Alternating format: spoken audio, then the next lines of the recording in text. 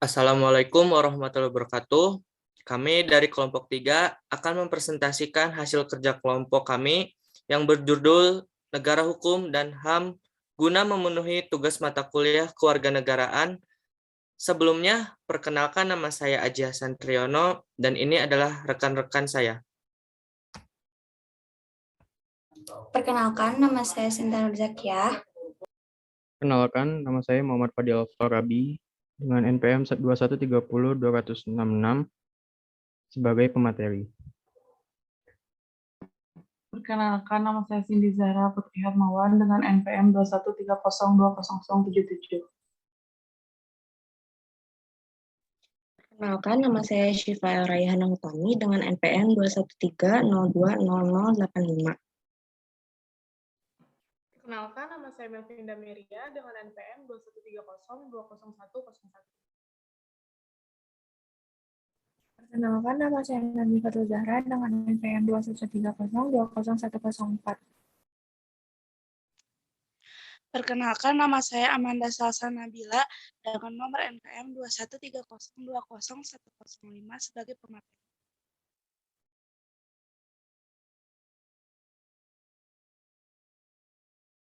Perkenalkan, nama saya Lutfi Berfatin dengan NPM 213020126. Perkenalkan, nama saya Sebelum Fania Salsabila Jasmine dengan NPM 213020128. Sebelumnya, mohon maaf, ada salah satu rekan saya berhalangan hadir pada Zoom meeting ini, namun dia sudah melaksanakan tugasnya.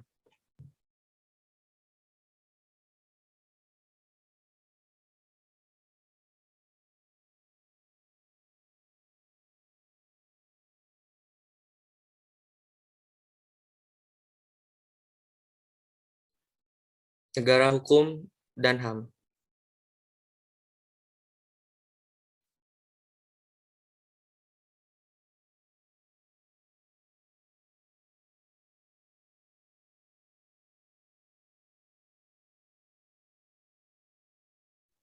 Yang pertama, negara hukum. Ada beberapa poin yang akan dibahas. Yang pertama itu tentang pengertian negara hukum. Yang kedua, negara hukum formil dan negara hukum material. Yang ketiga, ciri negara hukum.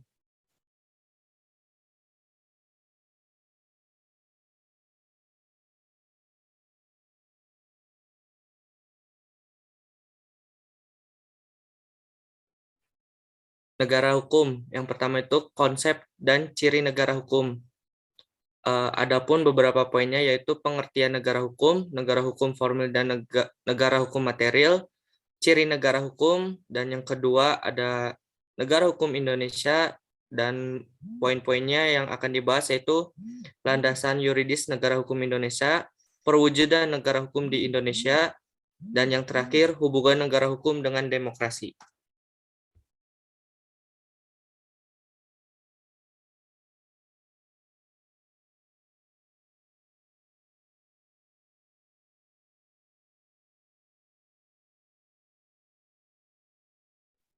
Negara Indonesia adalah negara hukum, tidak hanya berdasarkan pada kekuasaan belaka. Selain itu, juga berdasarkan Pancasila dan Undang-Undang Dasar 1945. Hal ini berarti negara Indonesia menjunjung tinggi hak asasi manusia dan menjamin warga negaranya bersamaan kedudukannya di dalam hukum dan pemerintahan, serta wajib menjunjung tinggi hukum dan pemerintahan itu tanpa adanya pengecualiannya. Pernyataan bahwa Indonesia merupakan negara hukum juga memiliki konsekuensi bahwa negara Indonesia negara Indonesia menerapkan hukum sebagai ideologi untuk menciptakan ketertiban, keamanan, keadilan, serta kesejahteraan bagi warga negaranya. Sehingga hukum itu bersifat mengikat bagi setiap tindakan yang dilakukan oleh warga negaranya.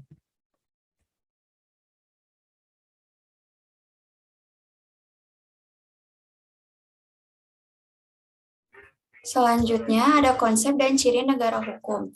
Yang pertama, pengertian negara hukum. Negara hukum merupakan terjemahan dari istilah Rechtsstaat atau rule of law. Istilah Rechtsstaat diberikan oleh ahli-ahli hukum Eropa kontinental, sedangkan istilah rule of law diberikan oleh ahli hukum Anglo-Saxon.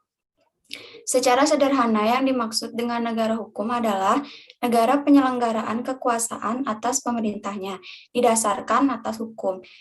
Dalam negara hukum, kekuasaan menjalankan pemerintahan berdasarkan kedaulatan hukum atau supremasi hukum dan bertujuan untuk menjalankan ketertiban hukum.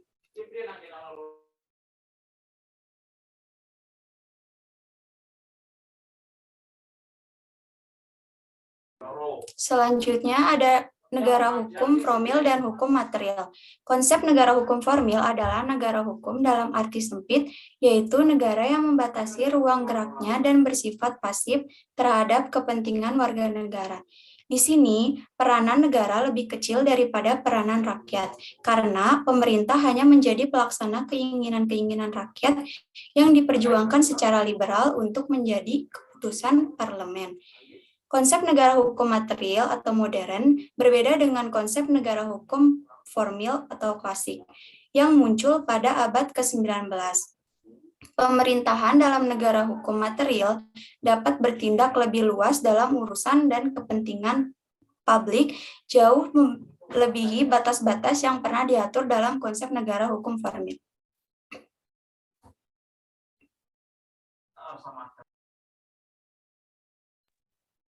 Selanjutnya ada ciri negara hukum. Franz Magnus Suseno tahun 1997 mengemukakan bahwa negara hukum merupakan salah satu ciri hakiki negara demokrasi. Negara hukum itu sendiri memiliki 5 ciri, yaitu yang pertama, fungsi kenegaraan dijalankan oleh lembaga yang bersangkutan sesuai dengan ketetapan sebuah undang-undang dasar. Yang kedua, undang-undang dasar menjamin hak asasi manusia yang paling penting karena tanpa jaminan hukum itu akan menjadi sarana penindasan. Jaminan hak asasi manusia memastikan bahwa pemerintahan tidak dapat menyalahgunakan hukum untuk tindakan yang tidak adil atau tercela. Yang ketiga, badan-badan negara menjalankan kekuasaan masing-masing selalu dan hanya atas dasar hukum berlaku. Yang keempat, terhadap tindakan badan negara masyarakat dapat mengadu ke pengadilan dan putusan pengadilan dilaksanakan oleh badan negara. Yang kelima, badan kehakiman bebas dan tidak memihak. Mustafa Kamal Pasha tahun 2003 menyatakan adanya tiga ciri khas negara hukum sebagai berikut. Yang pertama, pengakuan dan perlindungan terhadap hak asasi manusia. Yang kedua, peradilan yang bebas dari pengaruh kekuasaan lain dan tidak memihak. Yang ketiga, legalitas dalam arti hukum, bukan dalam hukum dalam segala bentuk.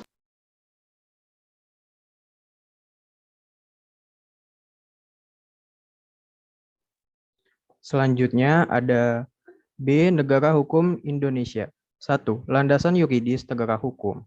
Dasar pijakan bahwa negara Indonesia adalah negara hukum sekarang ini tertuang dengan jelas pasal 1 ayat 3 Undang-Undang Dasar 1945, perubahan ketiga yang berbunyi negara Indonesia adalah negara hukum. Berdasarkan pasal 24 Undang-Undang Dasar 1945, negara hukum Indonesia mengenal adanya Pengadilan Tata Usaha Negara atau PTUN sebagai salah satu lingkungan peradilan. PTUN atau Peradilan Administrasi Negara merupakan salah satu ciri dari negara hukum yang berpaham Rechtsstaat. Sementara itu, negara hukum Indonesia juga menyerap substansi dari paham rule of law.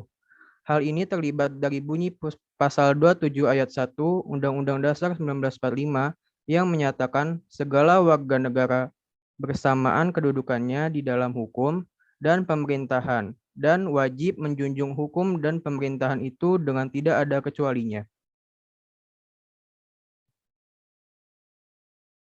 Selanjutnya, B. Negara Hukum Indonesia. 2. Perwujudan negara hukum di Indonesia. Hukum di Indonesia membentuk sistem hukum. Sistem hukum di Indonesia tersusun berdasarkan hukum tertinggi negara, yaitu Undang-Undang Dasar Negara Republik Indonesia 1945, kemudian dijabarkan ke dalam peraturan hukum yang lebih rendah, sehingga bersifat hierarkis piramidal. Sistem hukum Indonesia ini sekarang sebagaimana tergambar dalam Undang-Undang Dasar Negara Nomor 12 Tahun 2011 tentang pembentukan peraturan perundang-undangan. Jenis dan hierarkis peraturan perundangan serta penjelasannya menurut pasal 7 Undang-Undang Nomor 12 Tahun 2011 sebagai berikut.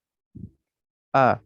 Undang-Undang Dasar 1945, B. Ketetapan MPR, C. Undang-undang atau peraturan pemerintah pengganti undang-undang, D. Peraturan pemerintah, E. Peraturan presiden, F. Peraturan daerah provinsi, G. Peraturan daerah kabupaten atau kota.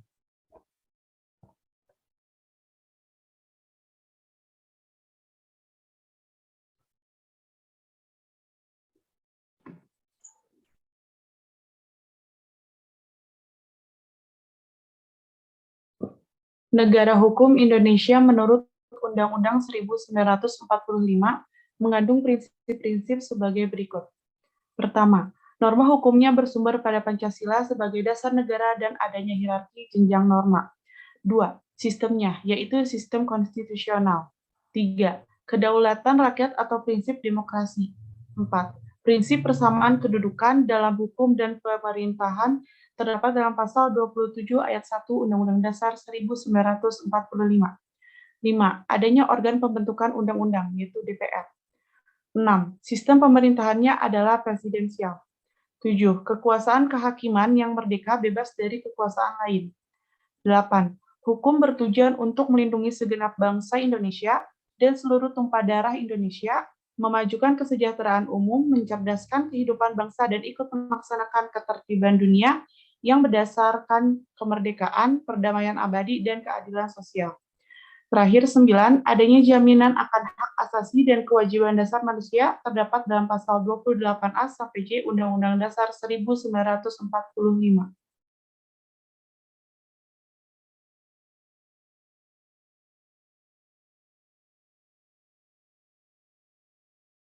Kedudukan Pancasila dalam negara hukum Indonesia, bahwa Pancasila sebagai dasar negara berimplikasi yuridis, yakni menjadi cita hukum.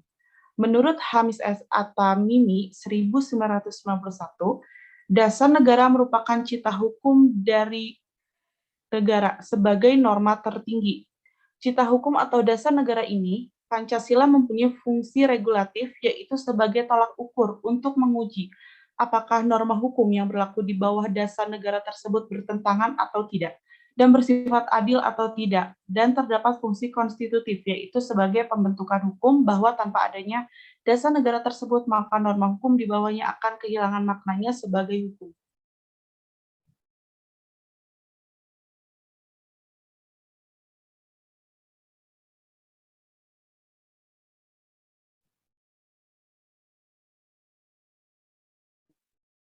Selanjutnya yaitu 3.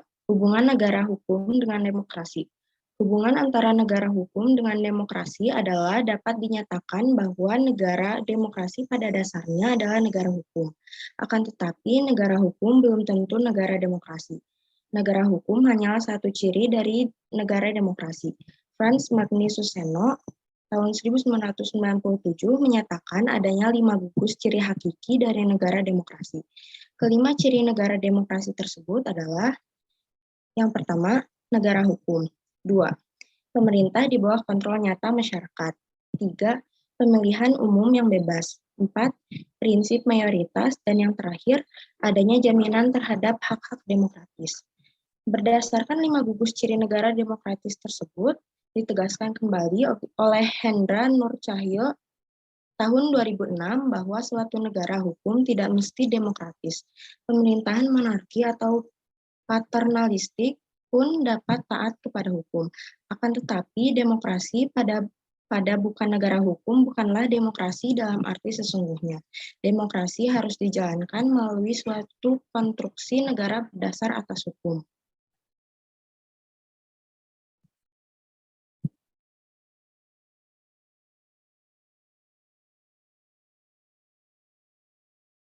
Selanjutnya yaitu hak asasi manusia.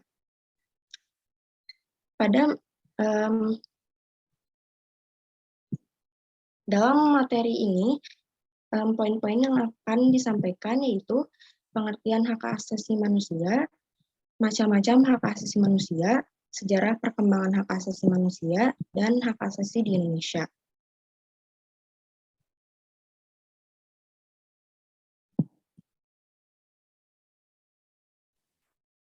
Pengertian hak asasi manusia.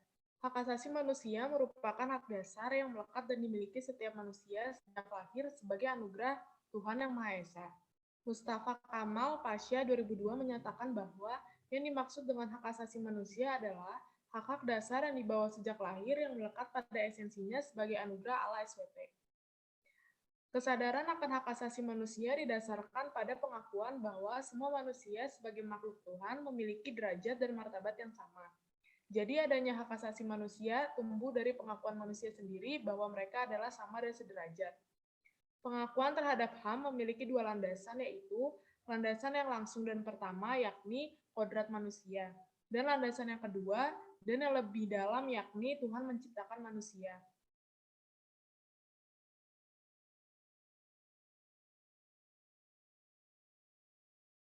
Macam-macam hak asasi manusia. Hak asasi manusia menurut Piagam PBB tentang Deklarasi Universal HAM 1948 meliputi yang pertama, hak berpikir dan mengeluarkan pendapat, yang kedua, hak memiliki sesuatu, yang ketiga, hak mendapatkan pendidikan dan pengajaran, yang keempat, hak menganut aliran kepercayaan atau agama, yang kelima, hak untuk hidup, yang keenam, hak untuk kemerdekaan hidup, yang ketujuh, hak untuk memperoleh nama baik, yang kedelapan, hak untuk memperoleh pekerjaan, yang kesembilan, hak untuk mendapatkan perlindungan hukum.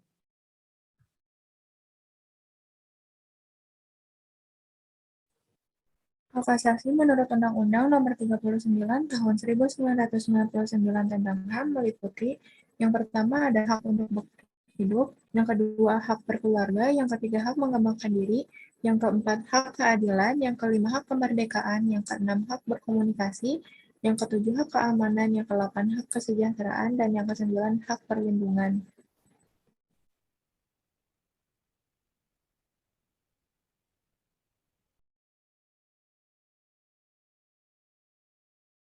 Hak asasi manusia meliputi berbagai bidang sebagai berikut. Yang pertama, hak asasi pribadi atau personal right, yaitu misalnya hak kemerdekaan, hak menyatakan pendapat, dan hak memeluk agama. Yang kedua, hak asasi politik, yaitu political right, yaitu hak untuk diakui sebagai warga negara, misalnya memilih dan dipilih, hak berserikat, hak berkumpul. Yang ketiga, hak asasi ekonomi atau property right, misalnya hak memiliki sesuatu, hak mengadakan perjanjian, hak pekerja, dan hak mendapatkan hidup layak. Yang keempat, hak asasi sosial dan kebudayaan atau social and cultural right, misalnya mendapat pendidikan, hak mendapat santunan, hak pensiun, hak mengembangkan kebudayaan, dan hak berekspresi. Yang kelima, hak untuk mendapat perlakuan yang dalam hukum dan pemerintahan, yaitu right of legal equality. Yang keenam, hak untuk mendapat perlakuan sama dalam tata cara peradilan dan perlindungan atau procedural right.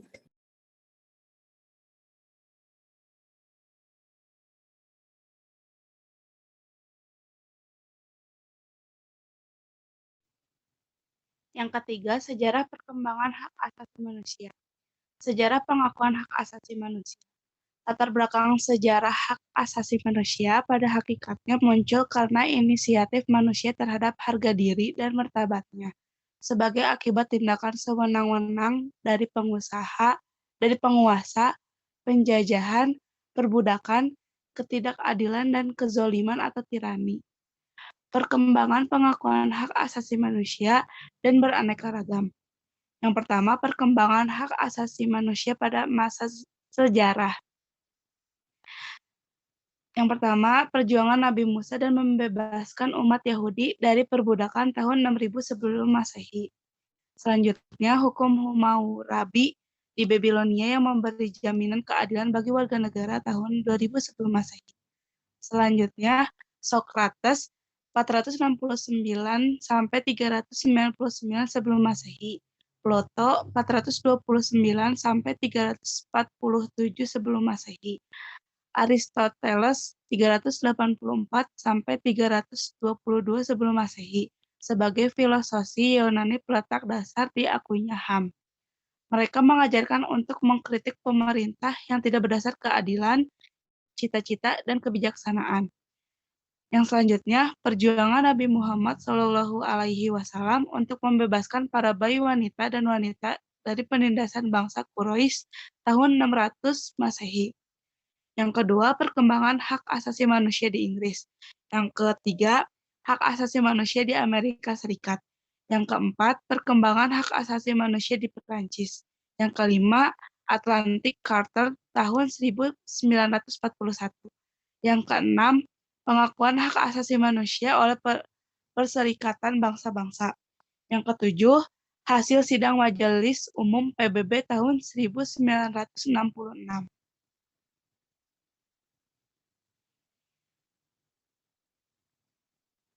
Yang selanjutnya, berdasarkan sejarah perkembangan ada 3 generasi hak asasi manusia, yaitu yang pertama, generasi pertama adalah hak sipil dan politik yang bermula di dunia barat Eropa. Contohnya, hak asasi hidup, hak kebebasan, dan hak keamanan, hak atas kesamaan di muka peradilan, hak kebebasan berpikir dan berpendapat, hak beragama, hak berkumpul, dan hak untuk berserikat. Yang kedua, generasi kedua adalah hak ekonomi sosial dan budaya yang diperjuangkan oleh negara sosialis di Eropa Timur. Contohnya, hak atas pekerjaan, hak atas membentuk serikat pekerja, hak atas pangan, hak atas kesehatan, hak atas perumahan, hak atas pendidikan, dan hak atas jaminan sosial. Yang ketiga, generasi ketiga adalah hak perdamaian dan pembangunan yang diperjuangkan oleh negara-negara berkembang Asia Afrika. Contohnya, hak bebas dari ancaman musuh, hak setiap bangsa untuk merdeka, hak untuk sederajat dengan bangsa lain, dan hak mendapatkan kedamaian.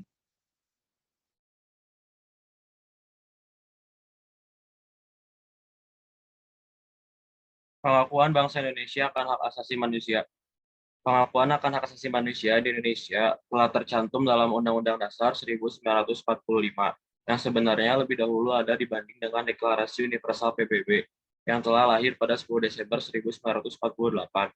Berikut ini pengakuan akan hak asasi manusia dalam Undang-Undang Dasar 1945 dan peraturan perundang-undangan lainnya. Yang pertama ada pembukaan Undang-Undang Dasar alinea pertama.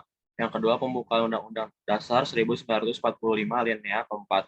Yang ketiga ada batang tubuh Undang-Undang Dasar 1945. Yang kelima ada peraturan perundang-undangan. Berikut ini hak-hak yang terdapat dalam Undang-Undang Nomor 39 Tahun 1999. Yang pertama ada hak untuk hidup pasal 4. Yang kedua ada hak untuk berkeluarga pasal 10. Yang ketiga ada hak untuk mengembangkan diri pasal 11 sampai 16. Selanjutnya ada hak untuk memperoleh keadilan sosial pasal 17 sampai 19, hak atas kebebasan pribadi pasal 20 sampai pasal 27, hak atas rasa aman pasal 28 sampai 35, hak atas kesejahteraan pasal 36 sampai pasal 42, hak turut serta dalam pemerintahan pasal 43 sampai pasal 44, hak wanita pasal 45 sampai pasal 51, yang terakhir ada hak anak pasal 52 sampai pasal 66.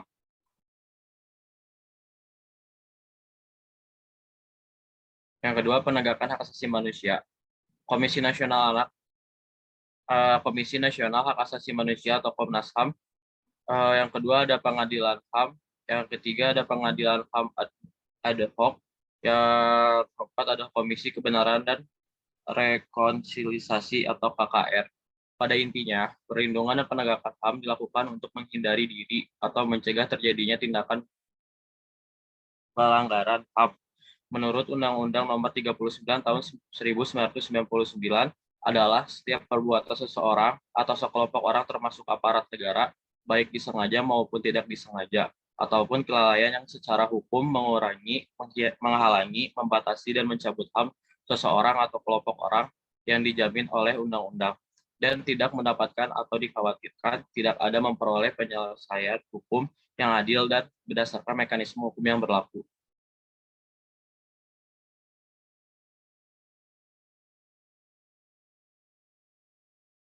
Yang ketiga adalah hubungan hak asasi manusia. Ada keterkaitan erat antara demokrasi dengan hak asasi manusia.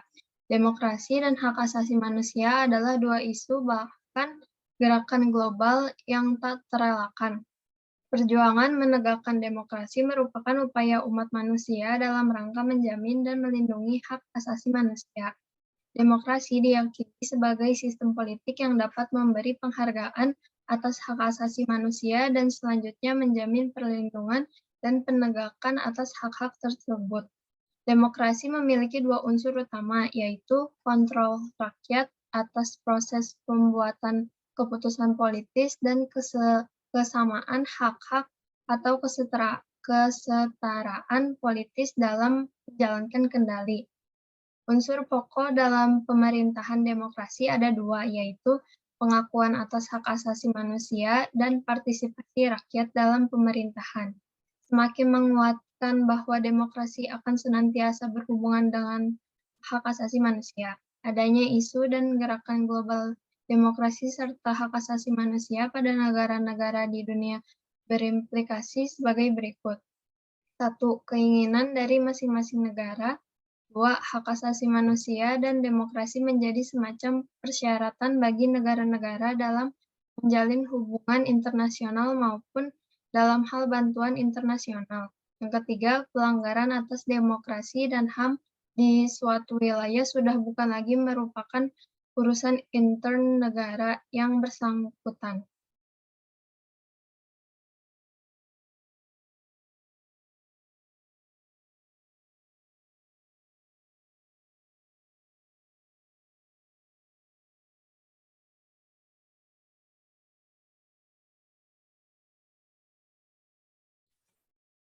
Ya, jadi besar harapan saya dan rekan-rekan kelompok 3, materi yang telah disampaikan tentang negara hukum dan HAM semoga dapat dipahami dan dimengerti oleh teman-teman sekalian. Cukup sekian presentasi dari kelompok kami. Billahi taufiq wal hidayah. Wassalamualaikum warahmatullahi wabarakatuh. Terima kasih.